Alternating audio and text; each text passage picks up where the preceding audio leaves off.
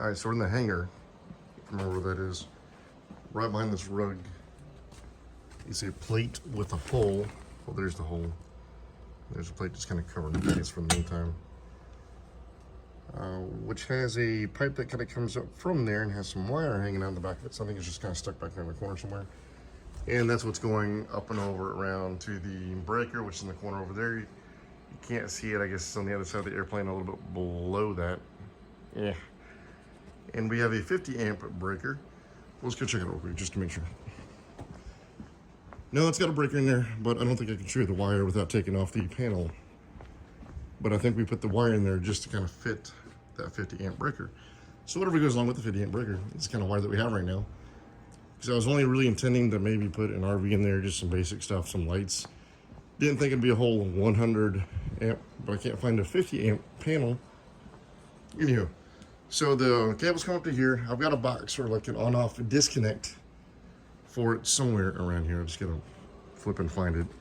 Cut the hole out, and then I can terminate. It's just a basic on-off switch.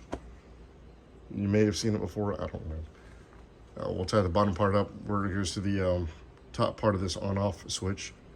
Then the bottom part of the on-off switch will loop down back through one of the tubes that go back down the hole, out in the front, like a 2-inch PVC that I ran.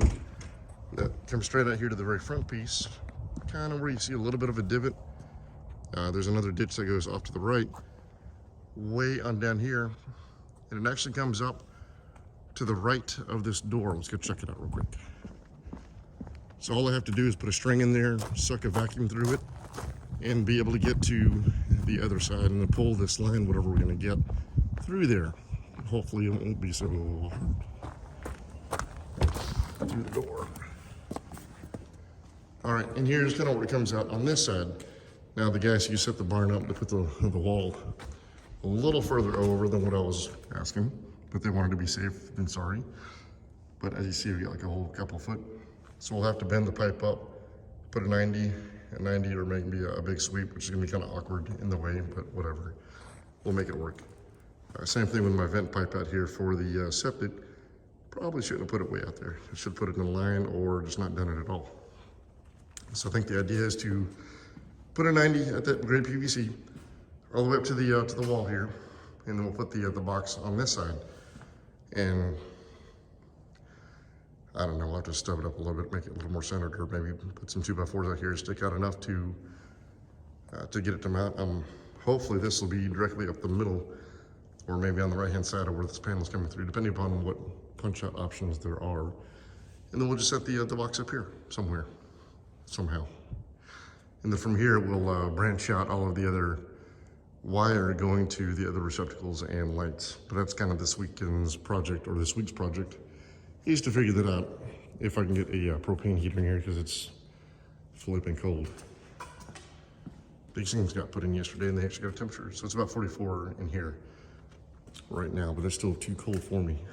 I don't want to play with that. Anyways, just want to know kind of what service wire, just to make sure I'm getting the right thing, so that way I can get that pulled through or get that going to then put on the panel to get that piece hooked up. And then afterwards I can take my leftover wire, 212 and 214, and start running it out where I need it to go. I may go get a man lift on Monday to help out with this very, very high stuff. I'm not about standing on ladders and going way on up there. Jiggly ladders and worrying about falling down. I value my life too much. Maybe I can sucker somebody else into coming in. But we'll put some lights up here, a couple fans, some outlets around the side. I'm not gonna go too crazy. Maybe a 3-way switch next to the door for the lights and the fans. Another one out here.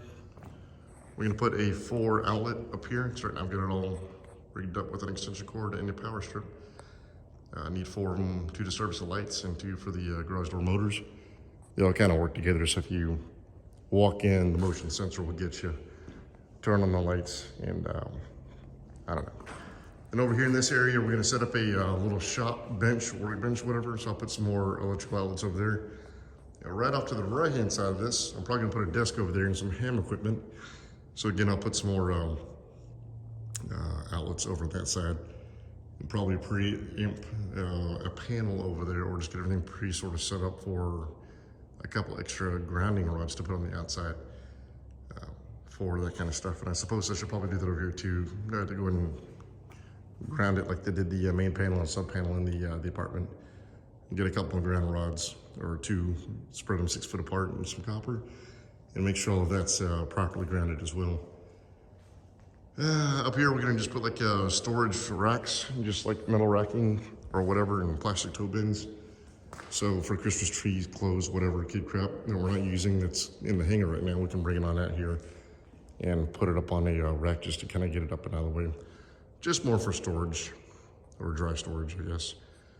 I do have one more port on my mini split system. So I have the option, if we want to put another head unit in here and have it all being fed off of the apartment mini split compressor. It's just like an extra $3 grand or so for them to install it and put the unit in there. To buy the unit, $3 grand doesn't sound too bad. If we did that, then this would be a climate controlled area after we spray foam the whole place to kind of seal up the gaps.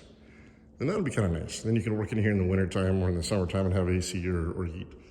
The RV will eventually go in here after I remove all this wood stuff and we get rid of the electric ran. I don't know if I'm in order here, but after we get the electric ran, then we'll be in a position where we can spray foam the walls with the closed cell spray foam. The harder stuff, because it sticks to the metal a whole lot easier. Once we have that, then I can take 4x8 plywood sheets and start laying them up flat, going up the wall and tying them in. We'll probably run the plywood sheets up to about to where that stops. And that way I have plenty of options for screwing in shelves, walls, whatever. And all the rest of this will just be kind of open. You'll see the spray foam.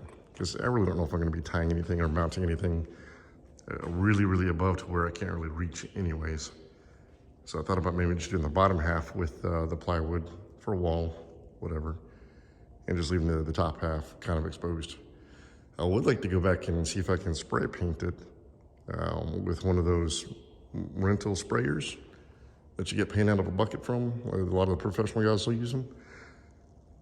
Neighbor's got one and it seemed to work out pretty well when he was doing his outside stuff, or I might try to borrow his or sucker him to see if he wants to come out and help me do some painting. And then, I don't know, maybe paint the walls white or something. Same thing with up here. It just depends on how far we get. Kind of want to do the spray foam, but last time I talked to somebody, it was about 15 grand, which is ridiculously more than what it used to be. But just because of COVID prices and all the other fun stuff driving everything else up. This room is going to be like a tack room for the barn side. We'll put some walls on that and put it over, but I needed to get it studded out so that way it could get inspected and everything looked to be okay on the inspection part. Here, I guess we'll just store some more crap. I did bring in a couple of things just about 10 minutes ago to get it out of the way of the carport, and it's just been pretty cold in here anyway. So I got the generator, which doesn't work because it needs another battery now because I've been sitting outside. Move the lawnmower and the side-by-side. We got a box blade and a land plane coming tomorrow for the tractor. So I had to swap out the bucket for the forks and just kind of got him out of the way. Figured, hey, I just built a very expensive building. Let's go and start using it now that we can. Just need to clean up some stuff and get the electric stuff going. But you know how fun it is. So that'll be kind of my winter project. I'm gonna see what I can do next week, as much as what I can get done next week. Well, we got a little time off. While we're here, let's go check out the barn part. No lighting. I need to put some more lighting in here as well. I've got plans to put some. Right to the right, we got water. Had a box set out because, again, that was right on the wall at that time. So they got on the wall that time versus missing the wall by a foot or two. Oh well. This is just kind of like an alleyway. If you look on the left-hand side here, you'll sort of see where they're already kind of pre-studded up for stalls. Stall walls. Now this will be an entrance door here. That's kind of an entrance door. And that's an entrance door to the actual stall itself. And we got some gates over here that will hang up. Down here through the middle, there'll be a wall coming from up there up to about this middle part, which will help partition everything else off. Same thing over here, middle, about the middle over there. So we'll have 3 dry stalls in here if we ever have feeder to calves, or just getting things acclimated, getting any animals acclimated that we want to separate out. alleyway in here that we can bring the tractor in. It's a 10x10 sliding door, so it'll slide off to the right.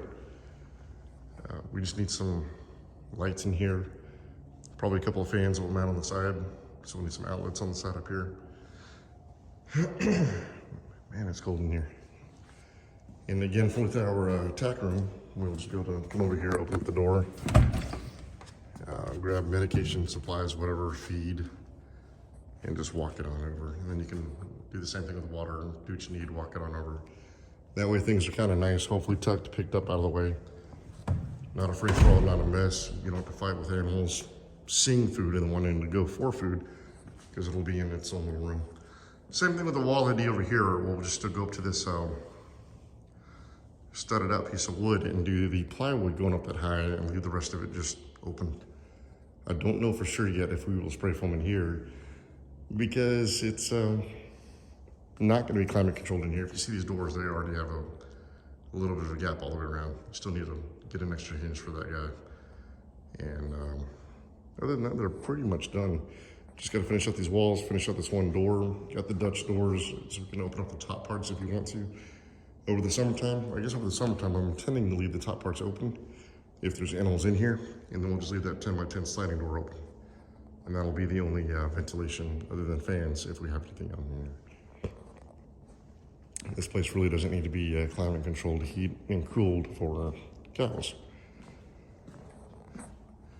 And right out here, we've got a goat barn, so I thought about putting some more lights out here just for the outside at nighttime if we ever needed to. I'm going to take more of these Tartar style gates. They make them bigger, and see what I can do to mount them in between all of these posts over here, so that way if we want to bring something out here and corral them off, lock them up, we can be able to do that. Sounds like a cool idea, but the measurements between the posts aren't quite right for all of that, so I'll have to stud out some, or take some of this extra 2x4 layover and buffer them out a little bit to kind of help close up the gap. Same thing with this little barn back here. I guess everybody keeps calling it a goat barn. It's just a little lean-to barn. We can put a couple gates on that one, so that way everything can be segmented off. And I have two 10x10 little stalls, but they end up being 9.5 foot by 9.5 foot stalls, or sort of a square on that part.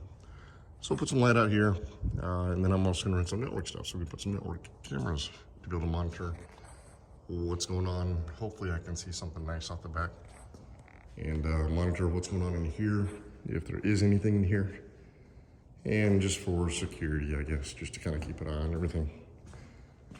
But running cable from over there to over here, and again, it's pretty high. It's going to be sort of a pain, at least for me to do all this myself. But if I get the whole weekend and maybe a lift that I can ride back and forth, maybe it won't be so bad. I don't know, but it's got to get done now, and I don't know if I'm going to wait till springtime when it gets all nice and warm again. Just one of them things. But just want to get your opinion on the, or your feedback, I guess, on the surface cable. Making sure I'm getting the right thing before I get something that doesn't work, or it's just not the right way to do that. I would like to set it the right way. I just don't want to pay somebody the right way to do it. Anyways, let me know what you think. I'm going to go shopping tomorrow. See ya.